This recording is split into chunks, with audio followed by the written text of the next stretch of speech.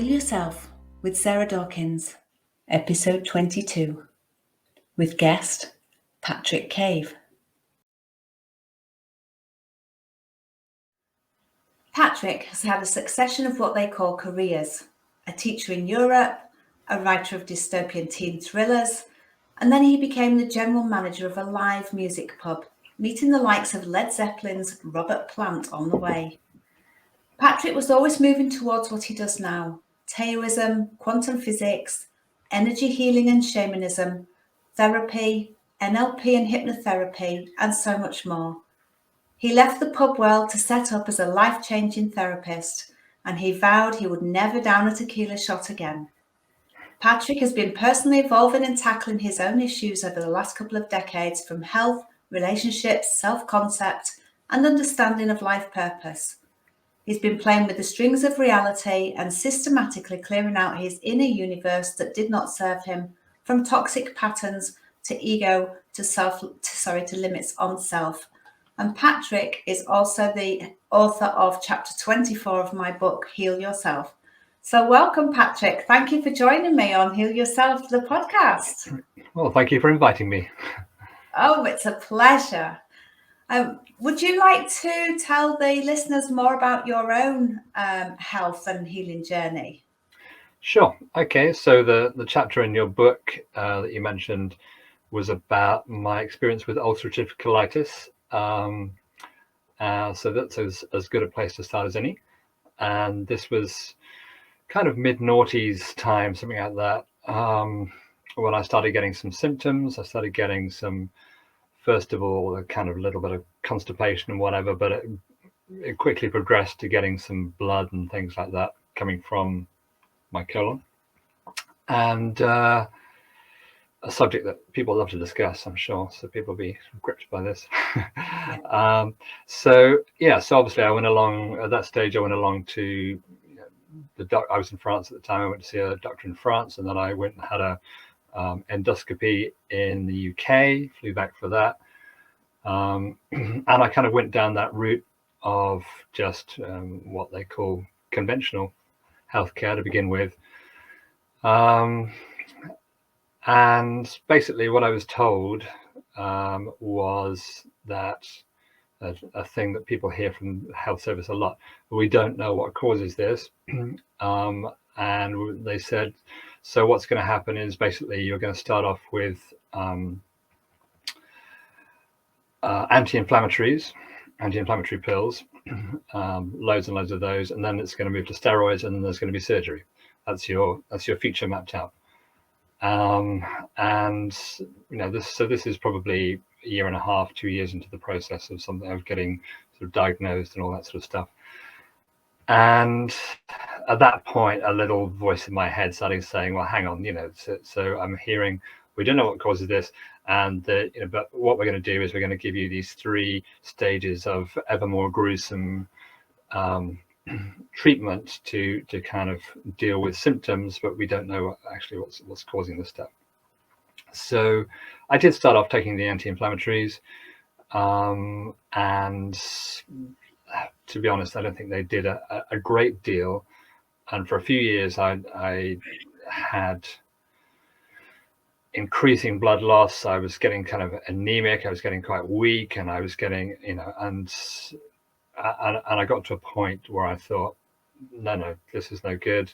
I threw out the pills, stopped going to the doctor, and I thought, okay, I'm going to take control of this. And this was kind of, we'll get into it later in the conversation, I'm sure, but this was mirroring other developments happening in my life. And at that stage, I thought that I needed to look at diet, and I thought that I needed to look at state of mind, and if there was any kind of stress involved and stuff like that. But I also, in the background, was changing my belief about who we are as people, what we are, as a human being, what we are, and the power to actually create health. So I started removing old beliefs, the belief that, we're brought up with all kinds of beliefs, we inherit them as in a cultural society, whatever. And one of them is if you're ill, you go to the doctor and they give you a pill or injection, or they cut you open or whatever, and that, well, fixes you or treats a symptom or whatever. So that was one of the beliefs that I was, along with a whole lot of other beliefs about the world, that I was clearing out. And I started to think, and because at that stage I was also studying sort of how the mind works in hypnotherapy and things like that, I was looking at cases of the placebo effect and all this, the ability to create health through the mind. So I started replacing those beliefs, looking at diet, looking at state of mind, looking at lifestyle, and all that stuff. And gradually, over a period of, I don't know, 5, 6, 7 years, my symptoms abated more and more and more. And I was not taking any of the sort of NHS stuff or any of the prescribed medication for a long time at this point. And then the final piece of the puzzle was maybe 18 months ago, 2 years ago or something, I went to see a kinesiologist. And it was just sort of random that I happened to go and see her. I noticed that she'd been recommending and sending me lots of people. And I thought, do I know this woman? I'm not sure. The name rings a bell, but I couldn't remember meeting her. So I checked her out, and she was a kinesiologist, quite local to me. Fantastic kinesiologist called Rosie Dalpekin, in Frome. And so I went to see her because we decided, okay, let's give each other a free sample of what we do professionally. So I just went along just to see what she did professionally, actually. But I was blown away by it. I lay on her couch and she does all this thing where, you have to stick up your arm and test muscle pressure and things like that. And it was absolutely shockingly evident that I'd been messing about with cutting gluten, for example, out of my diet. But in fact, working with her, I found soya, which was a thing because I'd been veggie for years and all kinds of stuff like that. I wasn't veggie anymore, but I had been. So soya was a big no-no for me, and dairy was a big no-no. And those were the two things to cut out, and a few things to have that I was missing out on. And that was the final piece of the puzzle, and there's been it's a long time now since I've experienced any blood or anything like that. And my, all the symptoms are really abating. It's actually going back to pre-noughties kind of level of health in gut now. So yeah, so that's sort of potted history. That's what that was all about. And isn't it fabulous though how powerful our minds are? I mean, I use mindset a lot with my own clients as well. Yeah, well, I mean, so what happens, this feeds into your work and my work and everything we're talking about today. So what happens when we're born with tiny people, little babies, little toddlers that are born, and those little tiny people, they start to create a model of reality inside. And in that model of reality, it's a perfect model of reality. And by the way, it's the place that you spend all your life. You live in your model of reality. You don't live out there in the world. So you live in your model of reality, and it starts to be created at a very early stage. And it has an idea of what the world is like, what people are like, what relationships are like, what it means to be a good person or a bad person. And by the age of 7, there's an idea of self, who the hero or heroine of your journey is. And that person has values and beliefs and habits and tastes and all kinds of things attached to that. And by the time you get to sort of adulthood, people believe their model is true. The model of reality is true. They believe that this is the way the world is. This is what people are like. This is who I am, blah, blah, blah, and because of confirmation bias, because the way the mind works, the mind always looks for evidence to reinforce what it already believes. So if you believe you're the luckiest person in the world, for example, you find evidence every day. Situations come along, you find some money, or you get an opportunity, or you get a new relationship, or whatever it is. Things come along, and the mind notices them because out of the 2 million bits of information going through your mind every second, going into your senses every second.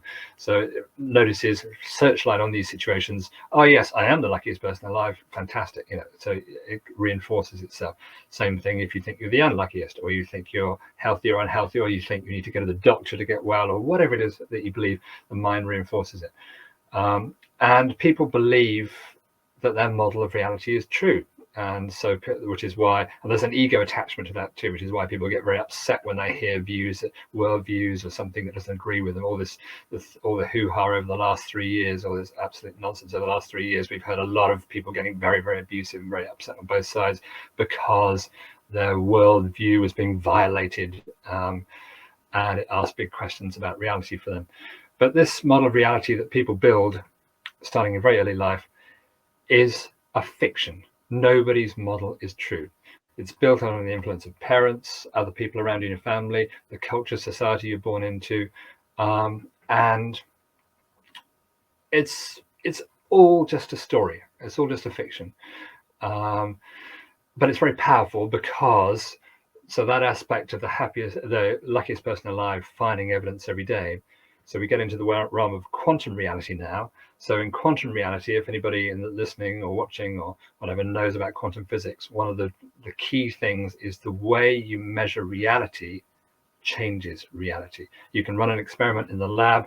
There's a famous experiment called Wheeler's delayed choice experiment, like it was done in Australia 2015, other places, you can check it out. And so you run an experiment in the lab, run an event in the lab, you measure it 2 different ways, you get 2 different events. Okay, this is what we do as people. We measure reality, we perceive reality, and we change reality. So your model is determining the way the world is for you, and the way your life is, the way your body is. All your cells are eavesdropping, neuropeptides going through all your cells, but also the whole energy of the body. It's 3.7 trillion volts we have in our body if you add up all the little voltages of all the cells. So everything is listening, everything's eavesdropping, everything's responding to the model of reality you've got inside you. And so when you start to change that, and for example, throw out a belief like, if by the way, the beliefs that we are conditioned with mostly are about us being powerless, about us needing something from outside. I can only be good enough if I get the love or the attention of that boy or that girl, or I can only be healthy if the doctor gives me this pill. I can only be accepted by society if I dress in a particular way, or have a certain income, or I do this or I do that. So these things are mostly about powerlessness, and this goes through our education system and all this stuff. All the media and so on, it's all about, you're a victim of a static reality out there, which includes ill health, includes pandemics. We won't get onto that, but and all this sort of stuff. And the opposite is true. You are infinitely powerful. You create this model, and you're in control of that model. It's like a story that you're writing. And it doesn't matter what's happened in the past. Maybe you had some great things in the past, or some bad things. Maybe you were healthy or unhealthy. Maybe you had great success in love or money or whatever in the past. It doesn't really matter, because you are on this page of the story right now. Today, right now, you're in the middle of the story. You're on a particular page, and you're free to write anything on that page. And because, going back to quantum physics again, quantum physics, there's no time, there's no place. It's always here and now. And so whatever you write on that page changes the past and the future. Okay, so it changes the whole story. If your hero or heroine on this page changes something on this page, changes a big fundamental thing about what they believe or how they act or what they choose, then the whole story changes. And so it doesn't matter if you've gone to see the doctor or the bank manager or something, and somebody's told you something terrible, and by the way, the mind is listening to this thing, and we're being cursed the whole time. It's a bit like it's like a voodoo or witch doctor thing. You see adverts saying, "Oh, have you been told you've got cancer?" And that phrase, if you know anything about the mind, "You've got cancer" or something like that. By the way, erase that if you're listening. You need to catch those things, because we're being bombarded with things that make us feel like victims that actually are curses starting to plant an idea and change reality. So as soon as you hear something like that, you think to yourself, "Oh, I'm going to erase that. I'm going to replace that with an affirmation. Okay, I choose health and well-being right now. So it doesn't matter what somebody's trying to bombard me with. I create my reality. So it's an enormously powerful to take control and to take responsibility for that. To do that, you need to let go of any sense of being a victim. So in my work as a therapist, the key thing is, doesn't matter what's happened to someone, whether it's trauma or abuse or this or that, addiction or whatever. So if they want to get change, they have to give away the convenience or the luxury of thinking, oh, it wasn't my fault, I'm a victim, whatever. Because on this page, you need to stop being a victim. Then you stop being a victim to the whole story. What was the question? No, I love it. I love it. It was Yeah. about mindset. Mindset. Yeah. But don't you find as well that so many people live from the subconscious on autopilot?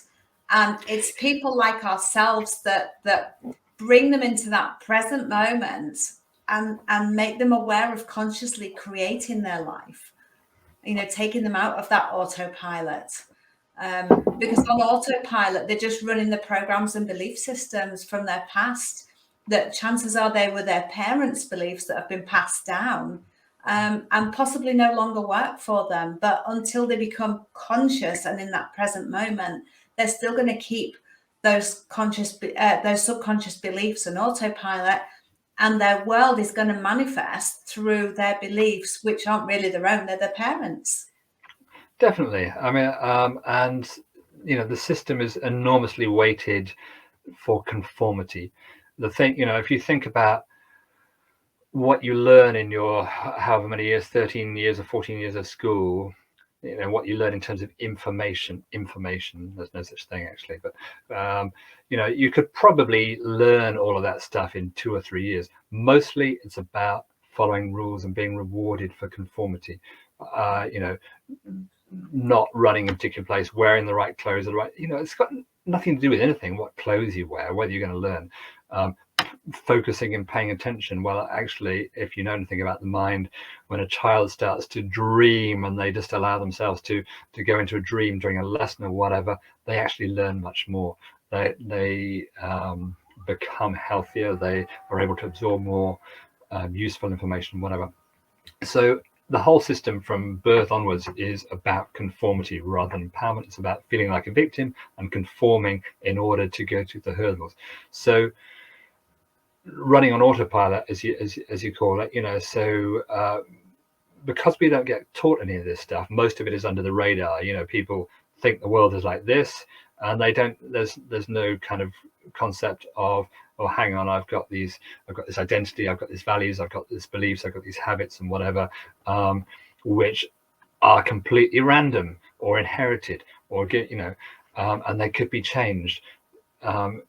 So it's under the radar, and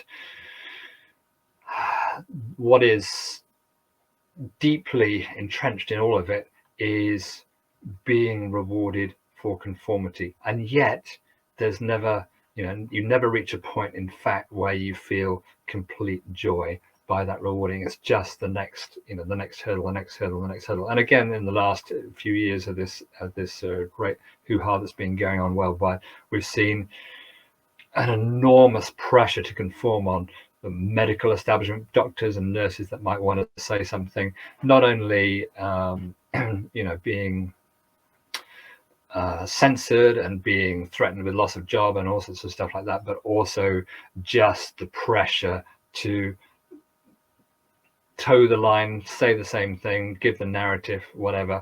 And so there needs to be some bravery, and there does need to be some personal responsibility, and there needs to be people get to a certain point.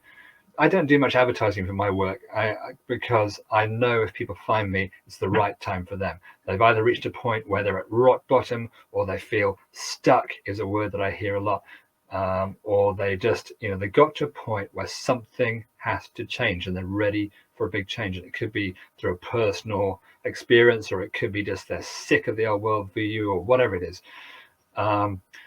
And so that's the point that they're ready to go off autopilot and to think, oh, hang on, I don't know how it works and I don't know what happened, but this stuff hasn't been working for me. Let's go and see someone that can help me find some stuff that does work. Maybe there's something else, and there is something else. In fact, the something else is actually the true stuff, and the autopilot stuff, the conformity, and the being a victim, that is fake. Yeah.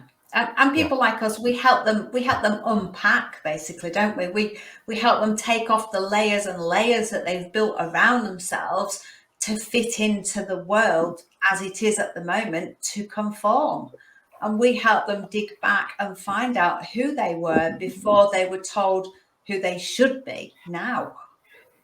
Absolutely. And you talked about, going down through family. So some of this stuff, particularly certain kinds of issues are handed down for generations, especially on the female side of families. Ideas of what a woman should be, or what, or how she should behave, or stuff like that, or kind of secret kind of cycles of abuse or pain or whatever.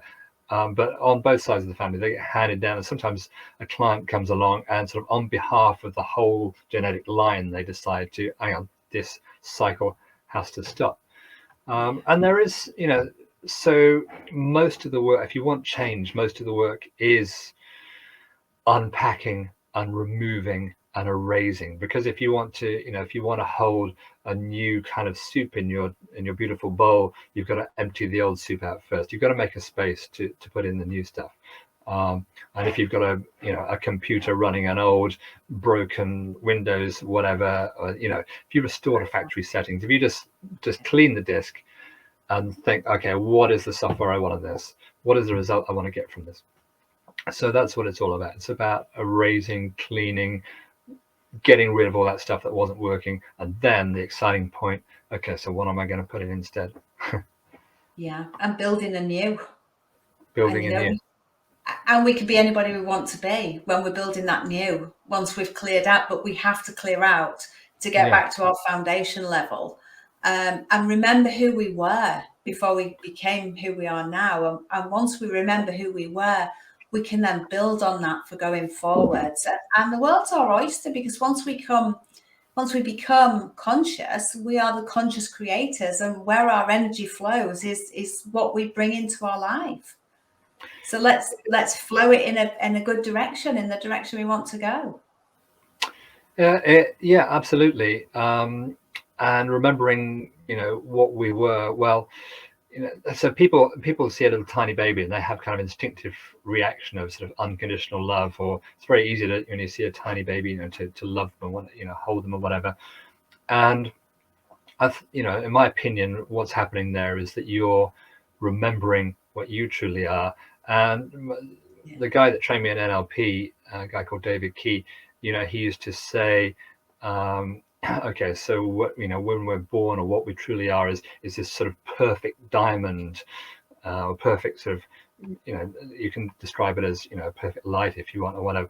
But in the first few years of our life, we start to have, when we build this model, we start to coat this diamond in sort of layers of shit. I hope it's okay to say the word shit here.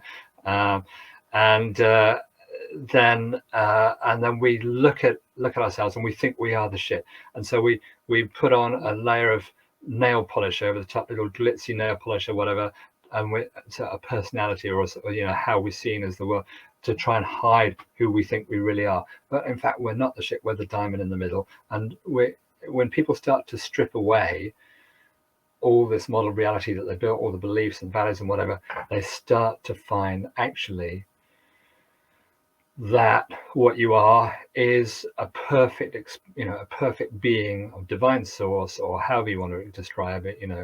I have no particular religious affiliation, but come to play in this reality, and all the things that you were told you were and thought you were and trained to think you were, they're all fake. In fact, I was talking about this earlier today. I think I posted about this on my personal Facebook earlier today. So a good meditation to do actually is, if you imagine a computer screen, imagine your laptop screen or whatever, and all the icons on the screen, and you imagine that there's an icon for each part of your life: your name, your body, your family, your friends, relationships, your income, your jobs, and imagine just dragging them one by one to the trash and saying, I'm not my income, I'm not my job, I'm not my family, I'm not my body, I'm not my name, I'm not my income, I'm not my home, I'm not, remove everything till the screen is absolutely blank, because you're not any of those things. Those are all, if you want the, you know, the icing on the cake or whatever, and you got to discover the cake first, and you have to love the cake first. And it's very easy to love yourself once you actually find out who you are. And until you love the cake first, until you find out who you truly are and love that person, then no matter how much you strive for things that you think you might want, something's going to go wrong.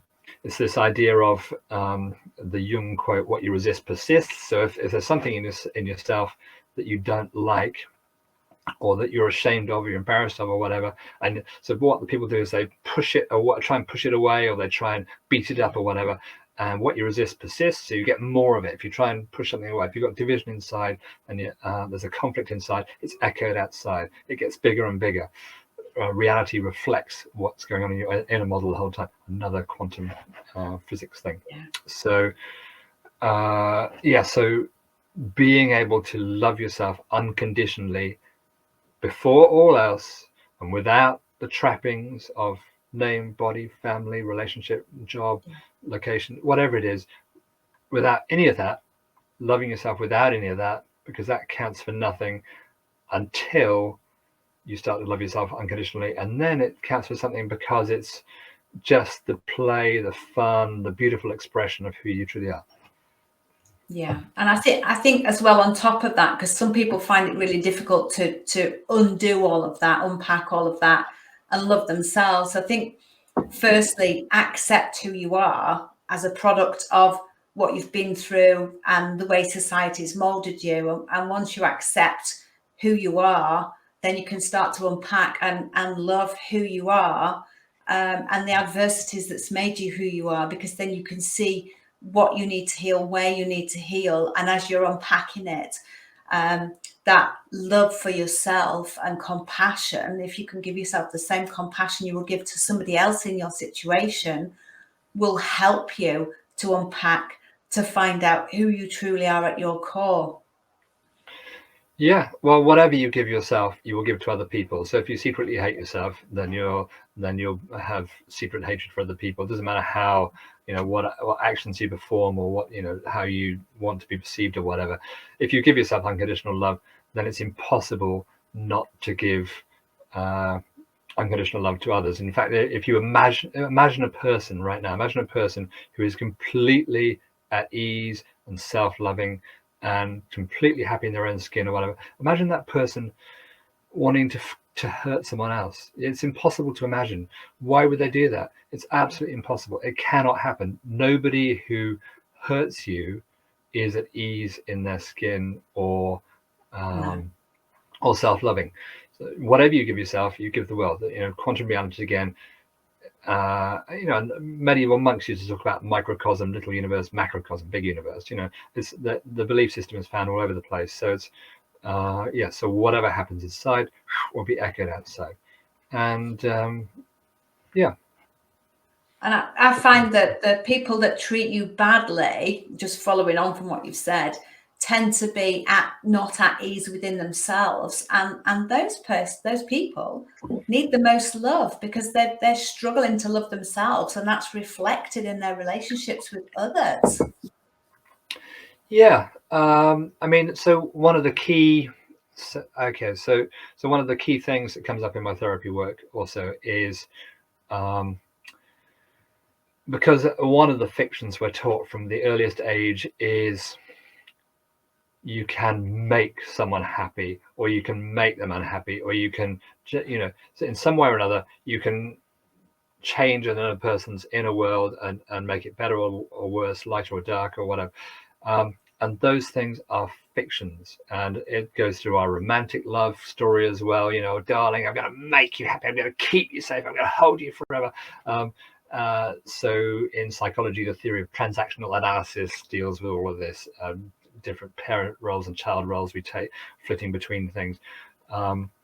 So, for example, someone in a victim mode, which is unhappy child in this model of transactional reality, transactional analysis. Sorry, somebody in an unhappy child role will look for Either someone that says, "Oh, I'm going to keep you safe, darling. I'm going to look after you. I'm going to make your world fine. I'm going to," or someone that's going to tell them off and make them feel more of a victim. Those are the two people that are looking for subconsciously without knowing it. So all of these narratives are about needing something from outside or thinking that you can influence other people. You can't. So one of the things, if people around you are, for example, behaving what seems to be badly or toxically, or they're unhappy, or people you love are struggling or whatever, one of the things, and this is a difficult one to accept, one of the things is you cannot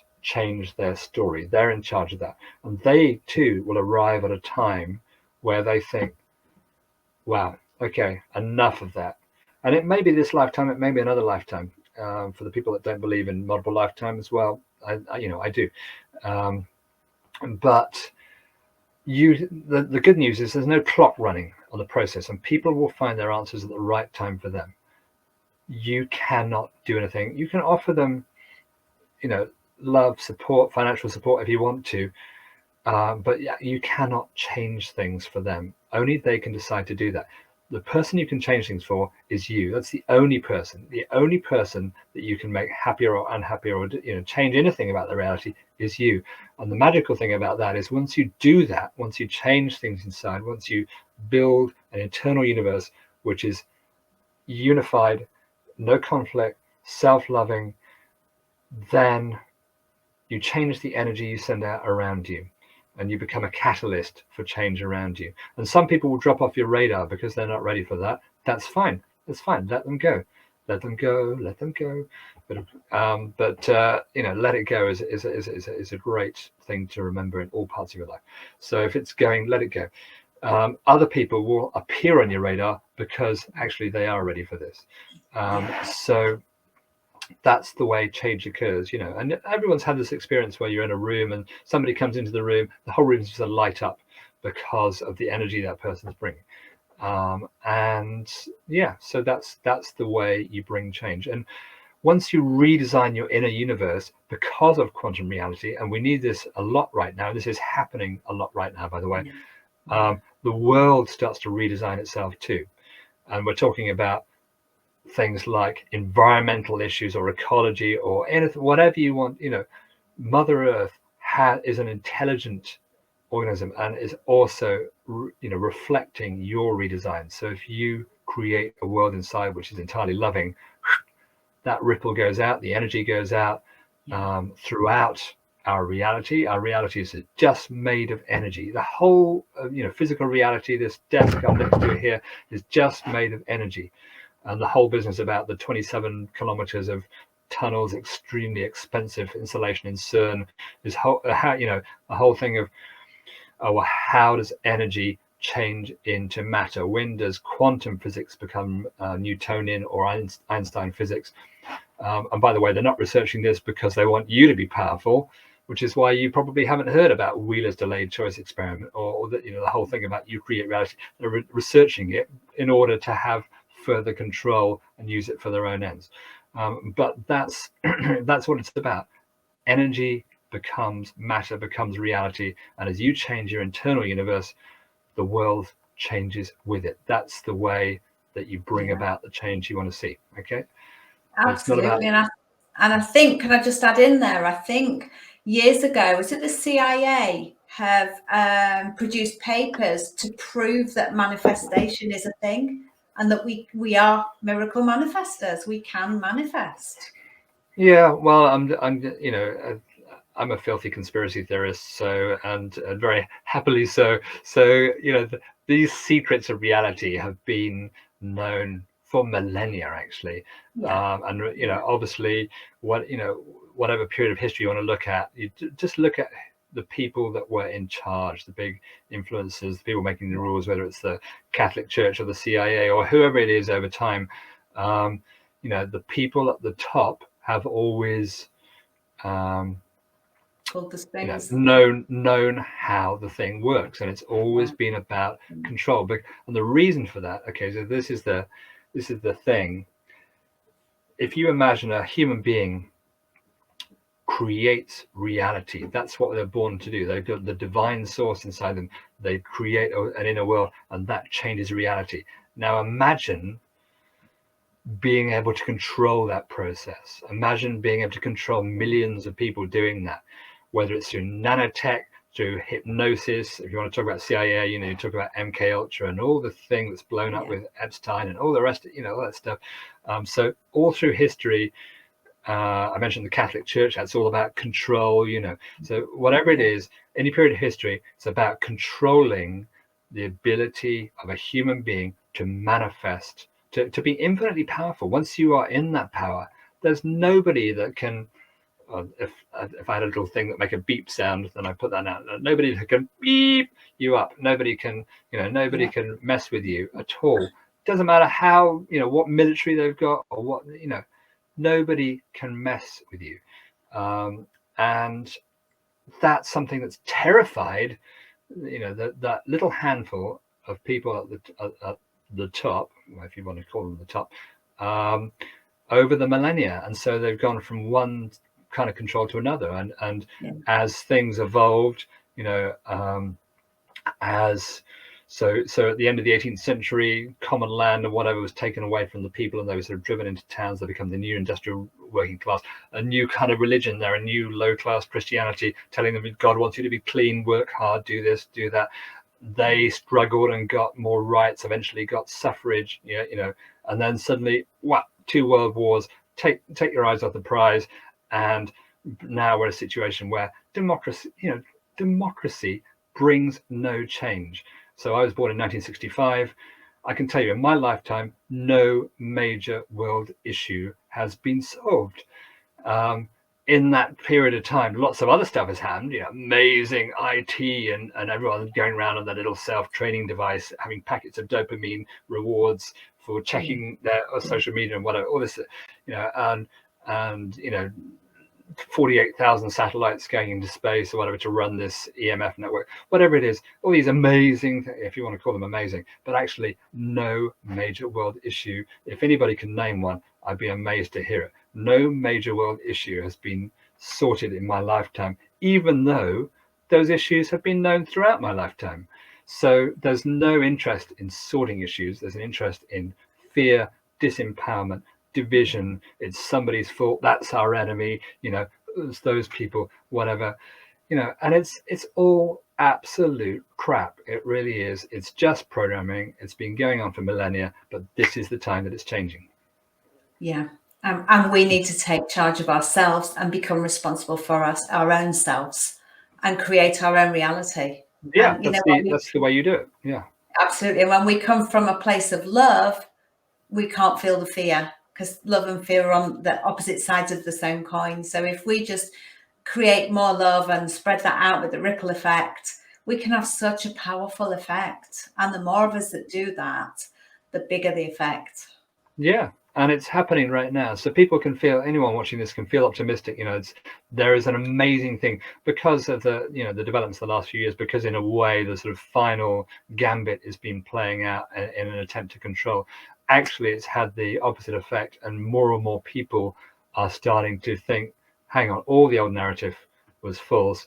And so they are finding, oh, hang on, they're finding who they really are. And it's spreading like wildfire. It's so quick. And the other thing, by the way, that you can really do to help with your personal process is to spend time in beautiful natural settings, maybe in bare feet if you can, and just connect with the earth, because the earth is, as I say, an intelligent being on your side. And your Mother Earth has also been kind of hijacked, or if you look at places where they built the Vatican or whatever, different or Zurich Financial Center or whatever, those are actually on power lines that have been hijacked in the past. So Earth is also rediscovering herself. Go and connect, go and get into bare feet, spend time in nature, because that helps with your internal reset. It just nourishes the soul, doesn't it? It does. Love it. Definitely. Thank you, Patrick. And would you like to tell the listeners where they can find you? the listeners might be running in their millions in the opposite direction at the moment. Wow, that person is weird. So I used to do lots of social media stuff, but I don't do much of that now. But so if you want to connect with me, then look at my website, www.patrickcave.com, written as one word, Patrick Cave. That's CAVE, like a hole in the ground. And I'm just about, sometime this year I'm going to start some new projects, so it will be announced. There's going to be a different website and things in time. I work as a therapist in Liverpool Street, in Bath, Bristol, Cheltenham, Salisbury, and on Zoom. And I work, so whatever the people, whatever the issue people have, could be anything, could be trauma, addiction, relationship stuff, something they want to achieve in the future, anxiety, depression, self-harm, anything at all. So the bigger the better, as far as I'm concerned. I like it when clients come through the door and their life is a complete, horrible, stinking mess, because I know that they're ready for change. So I aim to get change in one session if I can, one 90-minute session, 3 sessions maximum. I never see anyone more than 3 times. I get about 80% success. And I love what I do. It's all good fun. It's just all looking at that model of reality, and just moving things around and just changing the perception of who people think they are, changing beliefs, moving old values, getting in new ones, etc. So wonderful. Thank you so much for being a guest on my podcast, Patrick. Well, thank you again. Yeah. Wonderful. You're welcome.